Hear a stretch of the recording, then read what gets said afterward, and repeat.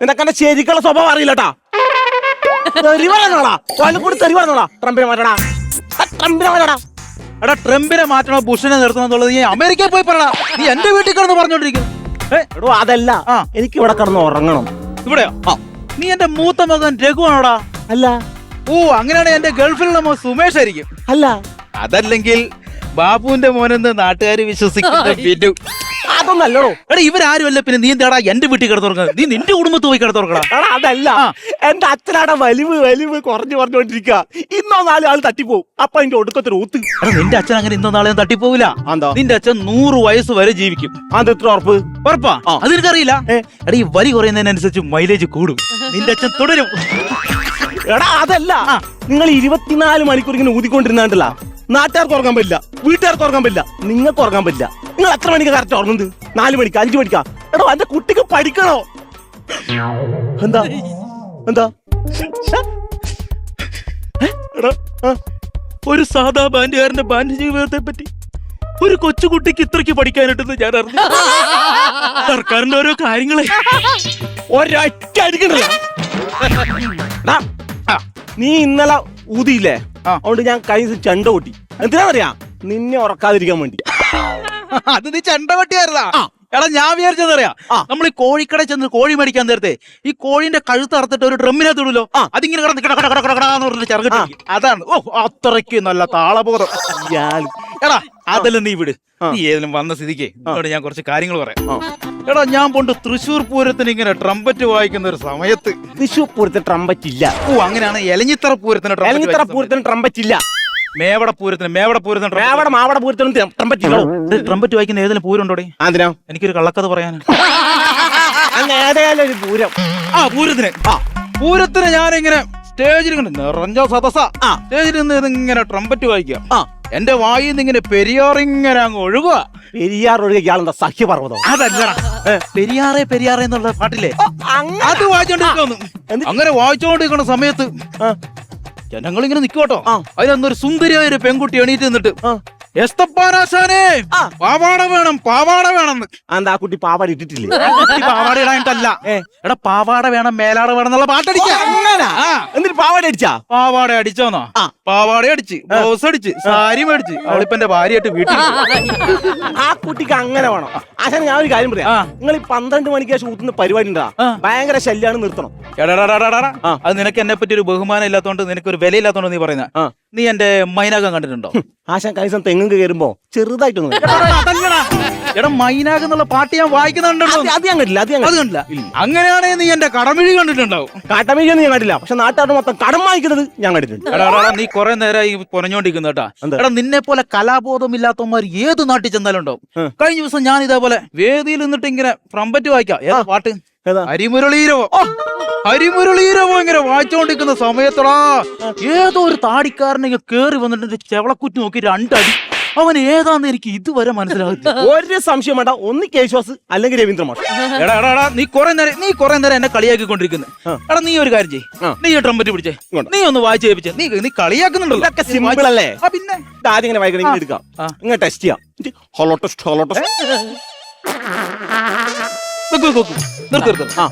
ആ ബാബുവിന്റെ കട കണ്ടോ? ഓടിച്ചെന്ന് അവിടെ പോയിട്ട് ഒരു നോട്ട് ബുക്കും പേനയും കൂടെ മേടിച്ചോണ്ടോ? എന്നാ എന്നെ എഴുതി പഠിപ്പിക്കാനാ? നിന്നെ എഴുതി പഠിപ്പിക്കാനല്ല, അവിടുന്ന് ഒരു നോട്ട് ബുക്കും പേനയും മേടിക്കുമ്പോ ഒരു പേസ്റ്റും ബ്രഷും ഫ്രീ കിട്ടുന്നുണ്ടോ? എന്റെ അമ്മേ, ഒറ്റ ചാൻസ് കൂടി. ആശാനെയാണ് വെല്ലുവിളിക്കുന്നത്. ആവശ്യമില്ലാത്ത പണി കേൾക്കണ്ട. ഒറ്റ ചാൻസ് റെഡിയാകും.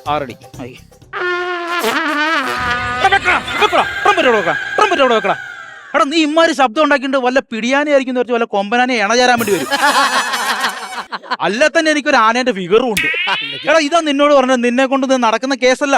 എടാ ഇത് ആശാനെ പോലെ ജന്മനാ കഴിവുള്ള ആൾക്കാർ, ബ്ലഡിൽ കഴിവ് കിട്ടിയ ആൾക്കാർക്ക് പറഞ്ഞിട്ടുള്ള പരിപാടിയാ. ആശാനെ എനിക്കിത് പഠിച്ചേ പറ്റൂ. ഇതാ നടക്കൂല. ഇതിനിപ്പോ എത്ര പൈസ വേണം? ഇതിന് 15,000 രൂപ. ഒരു 30,000 രൂപ ഉണ്ട്. നീ മേടിക്കാൻ പോകണോ? മേടിക്കാൻ പോ. മോനെ ആശാന്റെ എല്ലാവിധ അനുഗ്രഹമുണ്ട്. നല്ലൊരു വായനക്കാരനായിട്ട് നന്നായി പഠിച്ചിട്ട് വരണം. നല്ല പരിപാടികളൊക്കെ വായിക്കണം കേട്ടോ. അതിനാര് വായിക്കുന്നു? ഇതിപ്പോ ആരെ കയ്യിലുള്ളേ? നിന്റെ കയ്യില്. ഇനി അനക്കും നാട്ടുകാർക്കും അച്ഛനും സമാധാനത്തിൽ കടന്നുറങ്ങാം. മനസ്സിലായ? അതിന് എങ്ങനെ നിനക്ക് സമാധാനം കിട്ടാൻ? എന്താ? എടാ നീ 30,000 രൂപ എനിക്ക് തന്നില്ലേ? ഇതുകൊണ്ട് നാളെ ഞാൻ ഇവിടെ ഒരു ബാൻഡ് ടീം തുടങ്ങാൻ പോവാ. ഇനി നാളെ തൊട്ട് ആശാനും പിള്ളേരും കൂടെ അണിനിരക്കുന്ന ബാൻഡ് ടീമിന്റെ റിഹേഴ്സൽ.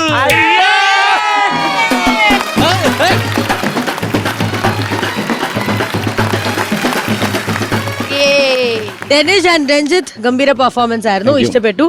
ഈ ട്രംപറ്റ് വായിച്ചപ്പോ ഞങ്ങൾ എല്ലാവരും ഞെട്ടി. കേട്ടോ, ഒറിജിനൽ ആണോ എന്ന് വരെ നമ്മൾ ആലോചിച്ചു. പക്ഷെ ഇതേപോലത്തെ ഒരു കലാകാരൻ ഞങ്ങളുടെ കൂട്ടത്തിലുണ്ട്. ഞാനല്ല, അശ്മൽ. അല്ല അശ്മൽ, വേറെ ഇൻസ്ട്രുമെന്റ് വായിക്കുന്ന ഒരാളെ കണ്ടപ്പോ ഭയങ്കര സന്തോഷം തോന്നിയില്ലേ? അടിപൊളിയായിട്ട് വായിച്ചു. ഞെട്ടിയില്ലേ?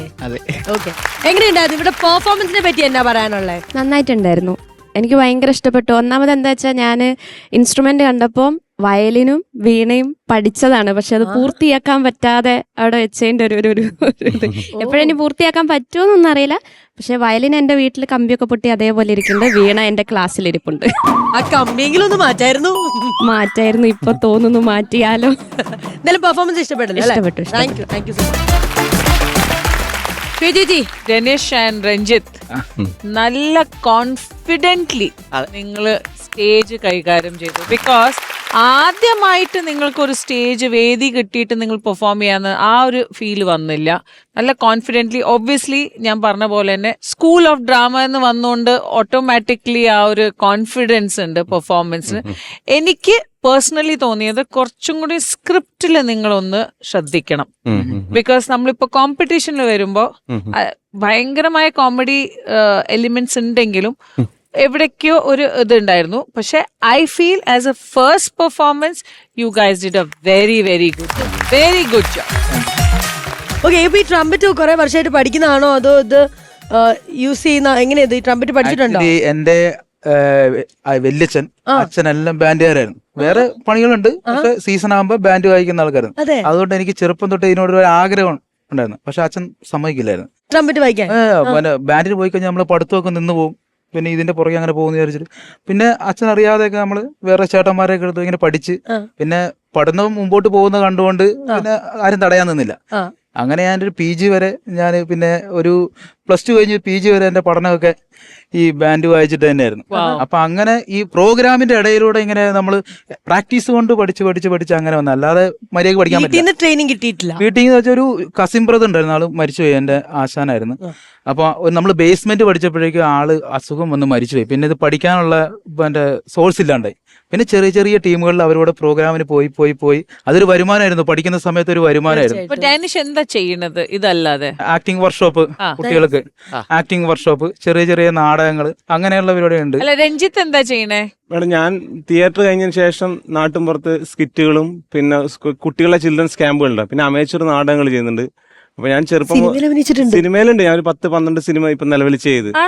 ഇപ്പൊ ലാസ്റ്റ് ടൈം വേട്ടയാന്ന് പറഞ്ഞ രജനി സാറിന്റെ കൂടെ, പിന്നെ ഒരു ജാതി ജാതകം എന്ന് പറഞ്ഞ M.മോഹൻ സാറിന്റെ അതിലൊരു ക്യാരക്ടർ വേഷം തന്നെ. വേട്ടയൻ ഞാൻ ഓഡീഷന് പോയപ്പെടാ. ഡയലോഗ് ഓർമ്മയുണ്ടോ? വേട്ടയെന്ന് അറിയാം. സാബുചേട്ടൻ പിന്നെ വില്ലനാണല്ലോ, സാബുചേട്ടന്റെ അഡ്വക്കേറ്റ് ഞാൻ. സാബുചേട്ടൻ പിന്നെ അറസ്റ്റ് ചെയ്ത് കൊണ്ടുപോ ഞാൻ സാബുചേട്ടനോട് പറഞ്ഞു, ഇത്തന പേർക്ക് കണ്ണുക്ക് മുന്നുക്ക് എൻകൗണ്ടർ പണ്ണ தொப்பி கலந்துரும் தெரியுமில்ல, இனிமே உபதிரம் இல்ல, நீங்க போங்க, நாங்க ഫോളോ பண்ண. അപ്പൊ നിങ്ങൾ കന്യാകുമാരിയിലാണോ ഷൂട്ട് ചെയ്തത്? അവിടെ അല്ലേ?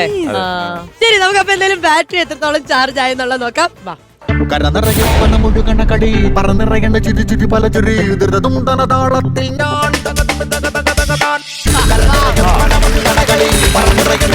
താളത്തിൽ ഞാൻ സാരില്ല. സൂപ്പർ. 90,000 rupees ആണ് നിങ്ങളുടെ ഫസ്റ്റ് സ്റ്റേജില് ലഭിച്ചിരിക്കുന്നത്. അടുത്ത തവണ വരുമ്പോ നിങ്ങളുടെ പുതിയ ഗെറ്റപ്പിനായിട്ട് ഞങ്ങൾ വെയിറ്റ് ചെയ്യുന്നു, പുതിയ തമാശകൾക്കായിട്ട് ഞങ്ങൾ വെയിറ്റ് ചെയ്യുന്നു. ഇനി ബാങ്ക് ഓഫ് ബോംബെ എന്ന് പറഞ്ഞ ഒരു അധോലോകം നമുക്കുണ്ട്. റിയൽ പണാണേ. ഓ, ബാങ്ക് ഓഫ് ബോംബെ.